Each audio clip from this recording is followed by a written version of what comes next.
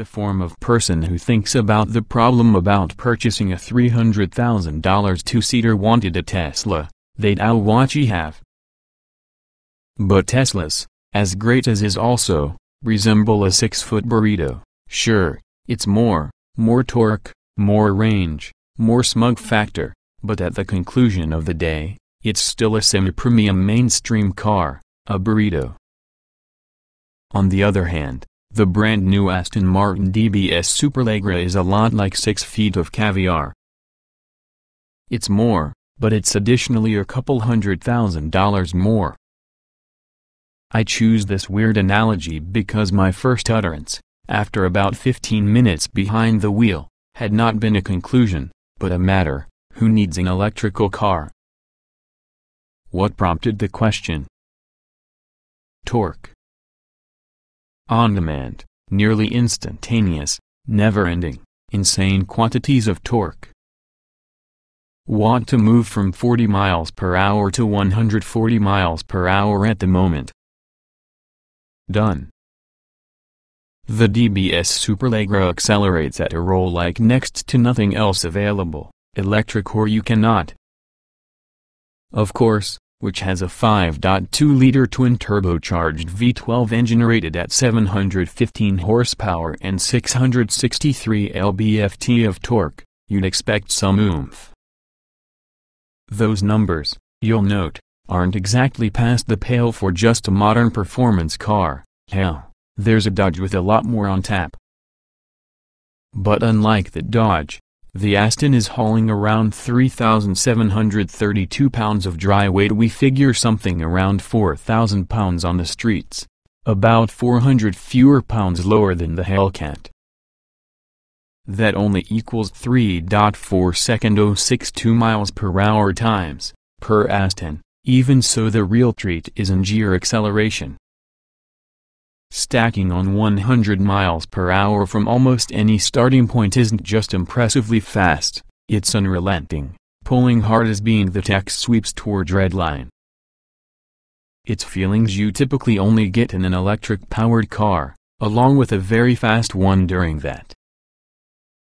But those fast EVs don't bring with him or her the soundtrack of a genuine turbo V12 engine as well as the suck squish bang blow whoosh that complements it. Part on the credit to the rapid and gear acceleration goes to the modern Svaurust 8-speed automatic transaxle, mounted with the mid-rear just as the DB11.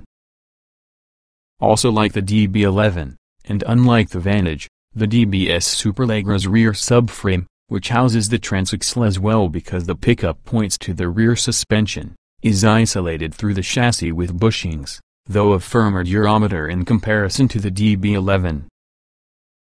The result is a kind of middle ground between hardcore sporty behavior and comfy refinement, a good match on the character of any sporty grand touring car.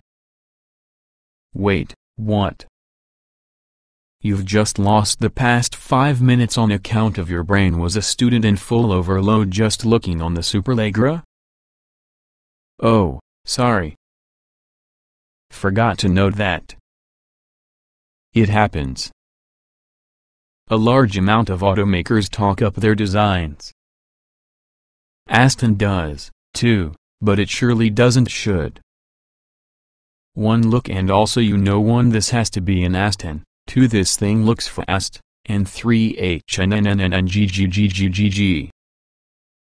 Based for the DB11's architecture, and wearing a subtly but thoroughly different exterior design, the DBS Superleggera's stunning figure, following within the DB11 and Vantage, is a lot like watching an increased jumper set some sort of record, then go 4 inches higher on each with the next 2 jumps.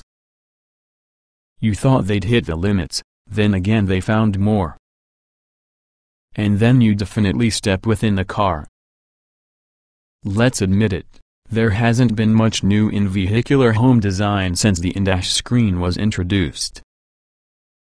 Even the supposedly groundbreaking Model 3 is only a reductionist interpretation from the formula: wheel, dash, center stack, screen.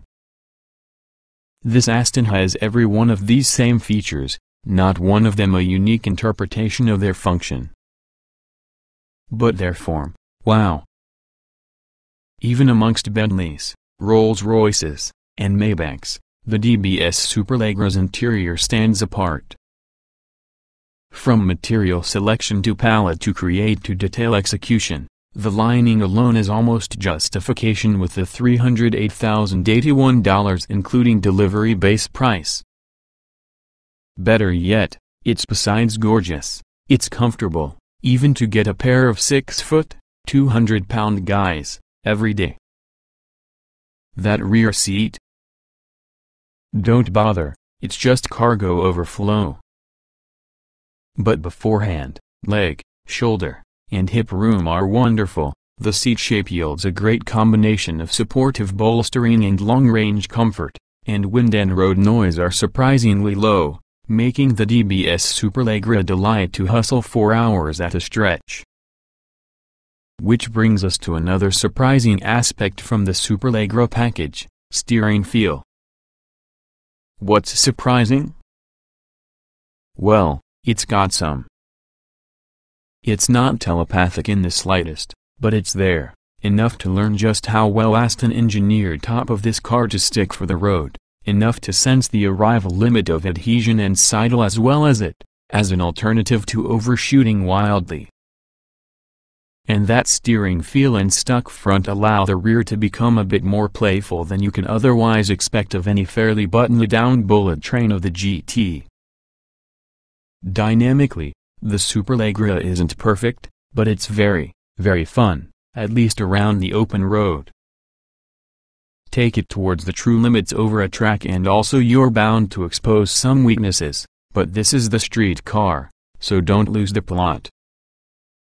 One place you're unlikely to locate any weakness may be the brakes. Standard on all DBS Superleggeras is usually a new carbon ceramic setup that's besides lighter than iron, but able to absorbing a lot more heat and dropping a lot more jaws.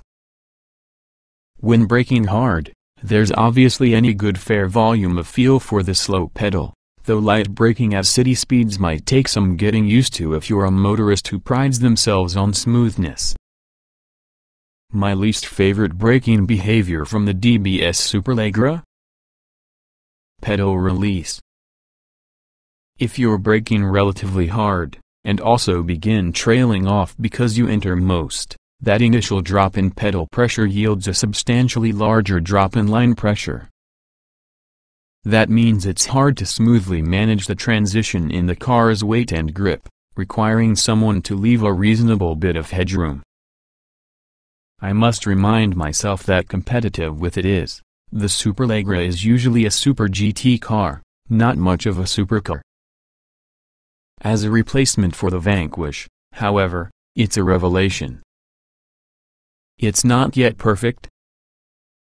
The transmission can be quite a bit bulky, finding itself algorithmically challenged in every single day driving, sometimes hunting between gears.